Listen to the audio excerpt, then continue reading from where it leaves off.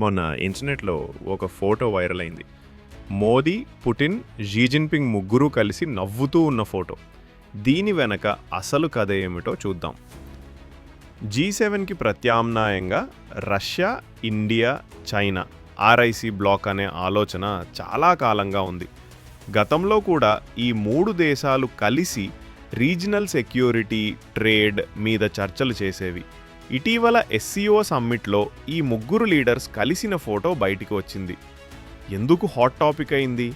America అధ్యక్షుడు Trump కాలంలో India, China, Russia మీద టారిఫ్స్, రెస్ట్రిక్షన్స్ పెట్టాడు.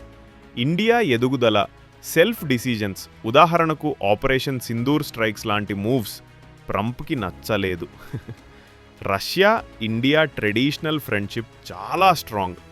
ఇప్పుడు చైనాతో కూడా రిలేషన్ బ్యాలెన్స్ చేస్తే ఇండియాకి డిప్లొమాటిక్గా లాభం. ఈ SCO సమ్మిట్లో మోడీ గారు పాకిస్తాన్ PM షబాజ్ షరీఫ్ని పూర్తిగా ఇగ్నోర్ చేయడం కూడా హైలైట్ అయింది. పాకిస్తాన్ని కూడలో కరివేపాకులాగా పక్కన పెట్టేశారు. అమెరికా సింగిల్ సూపర్ పవర్గా ఉన్న యుగం ముగుస్తుందా? RIC bloc Russia, India, China form అవ్వచ్చు అన్న హై ఛాన్సెస్ ఉన్నాయి.